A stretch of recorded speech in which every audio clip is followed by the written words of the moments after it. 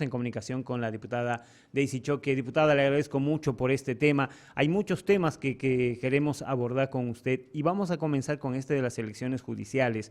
El viaje del presidente hace que el vicepresidente tome la posta, asuma la presidencia interina, y Andrónico Rodríguez, como presidente del Senado, se ha anunciado que va a tomar la presidencia de la Asamblea. Ahí podría encontrarse una solución respecto a la elección judicial, tomando en cuenta que el ala evista y los opositores aseguran que para avanzar se necesita una sesión en la Asamblea Legislativa. ¿Cuál es la postura de ustedes a partir de esto? Entiendo que mañana o el miércoles viaja el presidente y Andrónico Rodríguez prácticamente inmediatamente convocaría a una sesión de asamblea. Estamos con su volumen apagado, diputada, por favor. Perdón. Ahora sí Muy la buenos días. escuchamos. Gracias, ¿Cómo diputada. están? Un saludo cordial a toda nuestra población, sobre todo este inicio de semana, deseando que sea un éxito, a pesar de todas las situaciones que se van dando en nuestro país.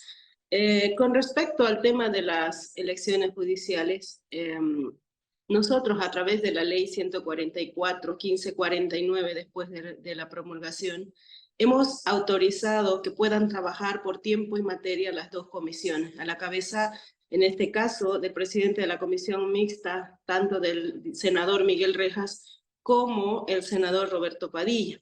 Cuando se te encomienda un trabajo, cuando se te da una tarea, se supone de que si no has podido cumplirla, tienes que emitir un informe que indique por qué no lo has cumplido y qué necesitas para cumplirla.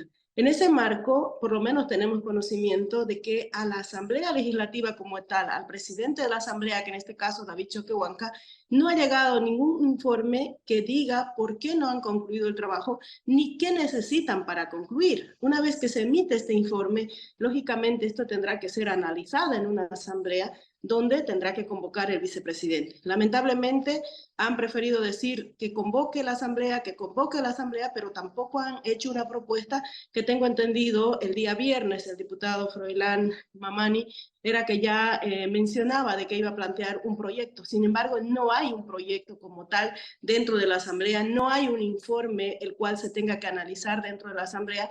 Por tanto, por lo menos hasta el día viernes, el trabajo estaba en manos de las comisiones mixtas a la cabeza de ambos senadores, que yo digo de manera irresponsable, han demorado más de 8 días y no han emitido un informe legal como corresponde. Hasta un albañil, cuando se le da una tarea de hacer cierta cantidad de metros cuadrados y no lo logra, emite un informe y dice no lo logré por esto y necesito más tiempo, más materiales, más que... Eso no lo tenemos por parte de las comisiones mixtas. Ahora, desde el ala vista aseguran que necesitan primero una ley para ampliar los plazos porque ya habría fenecido la competencia de la Asamblea para la elección o para la preselección de candidatos, diputada. Puede ser que sí necesitemos una ley corta, como puede ser también un informe y una resolución de parte de las dos comisiones que en asamblea podrían definir o en reunión, en sesión mixta pueden definir. Lamentablemente, vuelvo a repetir, hasta un albañil cuando se le da una tarea te tiene que emitir un informe para que el dueño decida qué va a hacer, si va a ampliar material, si va a ampliar tiempo, qué es lo que sucede. Hasta hoy las comisiones no nos han enviado un informe legal, técnico de las comisiones. La asamblea no puede, resulta que falta y vamos a sesionar y le vamos a hacer ampliación de ley. No funciona así las cosas y creo que la población tiene que entender que en manos de las comisiones está toda la responsabilidad.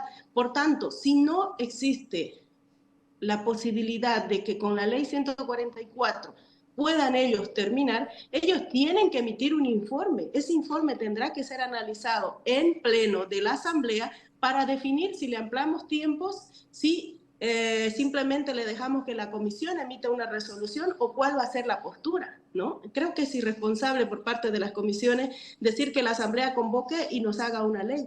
Tienen que solicitarlo ellos como comisión y nosotros acatar aquello. Ahora, diputada, si Andrónico Rodríguez llamara a sesión, ¿ustedes van a asistir? Lógicamente, ¿no? Al no estar nuestro presidente, el vicepresidente asume como presidente y nuestro hermano Andrónico Rodríguez, presidente del Senado, asumiría como presidente nato de la Asamblea. Y ahí queremos ver si es tan sencillo como agarrar y convocar y aprobar y hacer y deshacer, como lo quieren hacer ver, ¿no? Vuelvo a repetir, hasta el día viernes tenemos información de que no hay un informe por parte de ninguna de las comisiones mixtas de manera oficial que haya llegado a la Asamblea. Seguramente, una vez que este informe llegue, tendrá que convocar, ya sea el hermano David, como sea Andrónico o cualquiera vaya a ser. Pero no es tan sencillo como ellos han estado indicando a la población y se van a dar cuenta ahora que está asumiendo el señor Andrónico Rodríguez que no es tan sencillo como sentarte a ser presidente de la Asamblea y decir sencillamente voy a hacer esto, voy a hacer lo otro. Todos nos regimos en normas y también, ¿no? Nosotros tenemos un reglamento general de la Cámara de Diputados que claramente nos establece cómo es que tenemos que trabajar ahí adentro. ¿Hasta cuándo podríamos saber si va a haber o no judiciales, diputada? Las judiciales tienen que existir, o sea, se tiene que realizar. Vuelvo a repetir, estamos tan molestos que nos hayamos perdido hasta ahora prácticamente más de 10 días en decir que lo haga la Asamblea cuando está en manos de la Comisión emitir un informe a la Asamblea, ¿no? Prefieren seguir diciendo que lo haga David, que lo haga la Asamblea, pero no han tenido la capacidad de sentarse y decir, queremos que lo haga la Asamblea, pero saquemos el informe de la Comisión como corresponde. Si yo te doy una tarea, tu responsabilidad es responderme si la cumpliste o no y por qué no la cumpliste. En este caso, hasta hoy, hasta el día viernes, no tenemos información de que haya llegado un informe oficial. Una vez que la comisión decida continuar con la ley 1549, por un lado, o pedir un proyecto de ley o hacer un proyecto de ley que permita ampliar los plazos, estamos hablando de una semana para la conclusión de la etapa de preselección. Una semana que nos va a permitir que den examen, que califiquen y que envíen la lista al Pleno de la Asamblea para que nosotros aprobemos por 2/3 y se la enviemos al Tribunal Supremo Electoral. Fíjense qué tan sencillo. Una semana necesita la comisión para terminar su trabajo. Y hemos perdido 10 días desde la emisión del auto constitucional que permite la liberación, la continuidad, en este caso, de la etapa de preselección que realizan las comisiones, en decir que lo haga el vice, que lo haga el vice, que lo haga el vice, cuando ellos están conscientes de que no es tuición de la Asamblea, mientras ellos no emitan un informe de manera oficial a la Asamblea. Ahora, desde el Tribunal Supremo Electoral han planteado que por ahí no se pueden hacer las judiciales y las primarias y han dicho que deben elegir. ¿Cuál debería llevarse adelante este año? Para nosotros, desde todo punto de vista y por prelación, lógicamente, las elecciones judiciales. Nosotros, nuestro trabajo dentro de las elecciones judiciales es hacer la etapa de preselección, que vuelvo a repetir, necesitamos una semana. En una semana debería concluir el trabajo de la Asamblea Legislativa y acabar con este discurso de que el gobierno no quiere, de que los diputados arcistas no quieren, cuando la cabeza de las dos comisiones son senadores autodenominados evistas. ¿Cómo es posible que sigan diciendo que no queremos elecciones y no tengan la capacidad de sentarse y emitir un informe indicando que la Asamblea amplíe los plazos, haga una ley o emita una resolución? No les ha dado la gana hasta hoy y estamos hablando de que esos 10 días eran más que suficientes para terminar la etapa de preselección que a la Asamblea Legislativa lo corresponde. A partir de ahí, no es tuición ni de diputados ni de senadores el trabajo que tiene que continuar, en este caso el Tribunal Supremo Electoral, que tiene la necesidad de cierta cantidad de días para llevar adelante una elección. Fíjense qué tan sencillo. A partir de ahí estaríamos hablando una semana para enviar las listas, a partir de ahí 3 meses seguramente para que se organice el Tribunal Supremo Electoral, las campañas y demás, y ya estaríamos llegando a elecciones. O sea, tan sencillo como eso, pero prefieren seguir generando un discurso de quiero la 73, quiero la 75, queremos esto, queremos lo otro, cuando está en manos de ellos concluir esta etapa y dejarnos ya a nosotros sin estas discusiones que tenemos, porque ahí acaba nuestro trabajo como asamblea.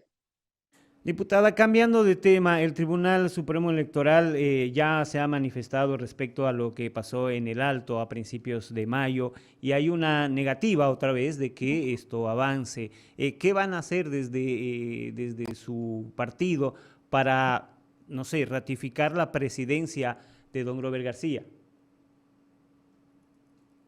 El Tribunal Supremo Electoral envía veedores, ¿no? A través del CIFDE. En su momento hemos dado a conocer también de que el hecho de que vayan veedores no significa que tengan que aprobar ni avalar todo. Si hay observaciones, lógicamente tendrán que observar un directorio. Nosotros, a diferencia de cualquiera, no vamos a emitir discursos de presionar y decir si el tribunal no nos reconoce, vamos a tomar, vamos a incendiar el país, vamos a marchar. No, vamos a adecuarnos seguramente a las normativas. Primer paso que dio nuestro pacto de unidad es hacer que se les reconozca a los tres entes como los únicos del pacto de unidad, en este caso los únicos de las trillizas fundadoras, que son únicas Bartolinas interculturales a la cabeza de Alavi, Guillermina Cuno y el hermano Quispe. Una de las cosas, ahí cuando hablamos de organizaciones, tenemos el 100%.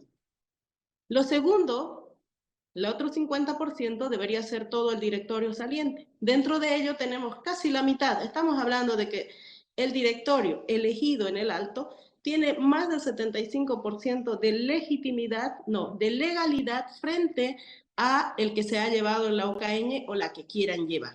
La legitimidad la tiene el 100%, porque la legitimidad la da la población.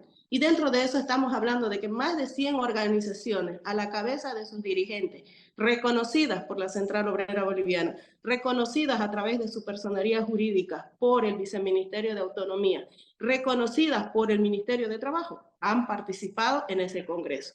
Entonces, puede que el Tribunal Supremo Electoral no reconozca por algunas observaciones que tienen que ver con el artículo número 3 del Estatuto del MAGIS-PCP, donde dice la dirección con los fundadores tienen que sentarse, coordinar, ¿no? ¿Por qué? Porque la dirección no es Evo Morales, es el 100% de ese directorio reconocido por el Tribunal Supremo Electoral, que por cierto, ya no sé por qué se les reconoce, porque ese directorio ha sido elegido en diciembre en Montero el 2016. El estatuto establece de que 2 años es la duración de un dirigente nacional elegido en Congreso.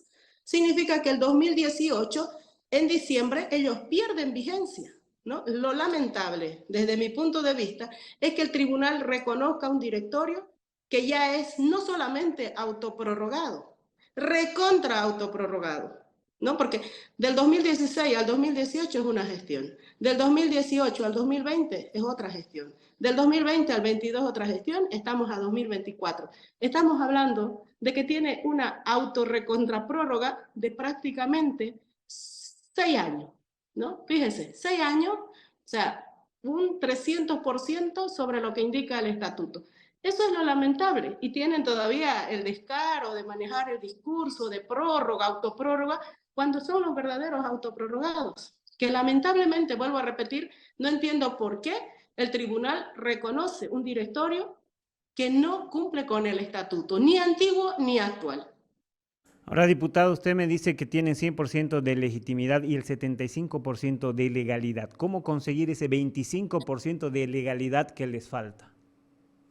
Ese 25% de legalidad, lógicamente, está en los miembros de la dirección, ¿no?, saliente, que están del lado del señor Evo Morales.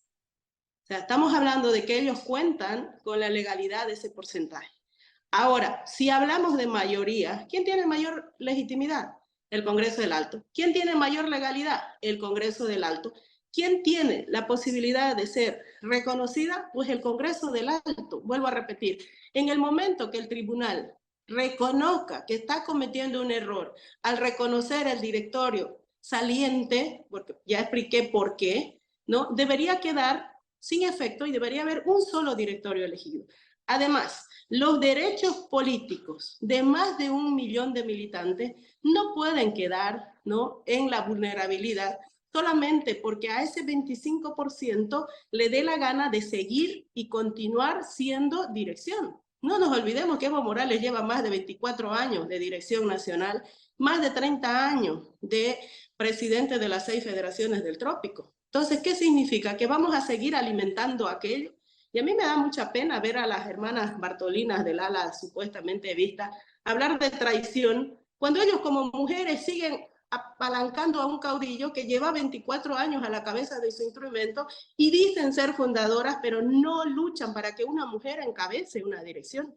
no luchan para que una mujer tome la cabeza de las candidaturas en el binomio. Entonces, yo soy parte de la única, por ejemplo, mi organización es de varones, pero pese a eso, como mujer, siempre voy a apalancar y voy a ver que también haya mujeres en el binomio, en la Cámara, y es una pelea constante. Pero es una lástima escuchar hablar de traidores a mujeres que no son capaces de apalancar una mujer, siendo que el instrumento ha sido fundada también por las Bartolinas.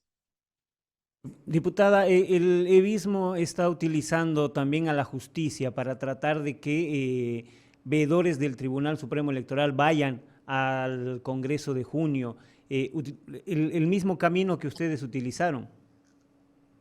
Mire, ellos utilizan la justicia desde siempre. No nos olvidemos que tuvieron que hacer que salga el fallo 084 del 2017 para que puedan volver a participar, siendo de que había un referéndum que habíamos perdido. Y digo habíamos porque habíamos luchado para ganar, ¿no? Y pese a eso, a través de la justicia, logran volver a ser candidatos, lo cual nos genera la inestabilidad política, social y económica del país. Cuando Daisy Choque sale a hablar todas estas cosas, no solo está pensando en Evo, en Lucho y en este gobierno o en el anterior, está pensando en que no quiere volver a ver a la gente sufrir lo que ha pasado en 2019, ver al pueblo enfrentarse al pueblo, uno, porque se respete lo que ellos decidieron en su momento, la no participación de Evo Morales nuevamente a las candidaturas, que eso tampoco significa ni significó que digan el más no, sino él como candidato. Y él como candidato nos generó la convulsión social en 2019, donde han perdido vidas, donde nuestros hijos, muchos niños han quedado huérfanos, hermanos sin hermanos, heridos y lo peor de todo, un pueblo enfrentado entre pueblos. Eso nos ha generado pérdidas económicas, nos ha generado heridas en la población que yo me atrevo a decir que aún no sanan, porque todavía nos miramos y nos seguimos recordando lo sucedido tanto de parte de ellos hacia nosotros y de nosotros hacia ellos. Estas cosas no pueden volver a suceder. Y aquí no es el tema de que no vaya un evista o no vaya un luchista. Aquí el tema es que no se repita la historia. Y aquí el que olvida el pasado, lamentablemente, está sujeto a volverlo a repetir. Y no puede ser. Yo no entiendo qué piensa la población cuando sigue diciendo va a ir Evo, cuando sabe que gracias a Evo hemos perdido 36 vidas. Hemos perdido el poder político que teníamos, la fuerza política que teníamos. Imagínense, de tener el 67%, hemos bajado al 47% del 2019. Eso nos tiene que enseñar algo. Y vuelvo a repetir, aquí no es un odio exclusivo contra Evo como persona, es contra esa posición que él asume, porque él podía haber salido como un gran líder, como una persona que reivindicó muchos derechos, pero hoy toda su lucha, todo se viene abajo por esa posición egoísta que tiene de pensar que solo él puede sacar adelante al país, y no es así. Ya tiene una amonestación el MAS y PSP. Parecería que no hay una ruta de reconciliación entre la fracción evista y larcista, como la han llamado. ¿No hay el temor de que se pierda la personería jurídica y con esto se proscriba al MAS? Claro que hay el temor. Justamente por ese temor es que nuestras organizaciones matrices, las que han fundado este instrumento, buscan llevar adelante el Congreso y buscan a través de ella salvar la personería jurídica. Porque hay personas, ¿no?, como Evo Morales, que van a preferir que se proscriba el MAS, que se elimine el MAS, que se vulneren los derechos políticos de todos los masistas, si él no está a la cabeza. Fíjense lo egoísta que puede ser, ¿no? Si no estoy yo, que se destroce esto. Y no puede ser. Por eso hablaba de que no por una persona, un grupo tan pequeño de personas, se puede vulnerar los derechos políticos de más de 1 millón de militantes que somos el instrumento. Que él llene el Coliseo de Cochabamba, que llene donde quiera, con gente obligada del trópico, no refleja la realidad, porque hay políticos, hay militancia del MAS que está en su casa viendo que esto se solucione, que por encima de Evo, de Lucho, es masista, tiene esa ideología y tiene ese sueño de que salvemos el instrumento. Y esa es la búsqueda que tiene que encabezar de aquí en adelante el señor García, porque es importante salvar primero la sigla política. Diputada, yo le agradezco muchísimo por este tiempo. No, pues a usted muchísimas gracias y a la población por escucharnos.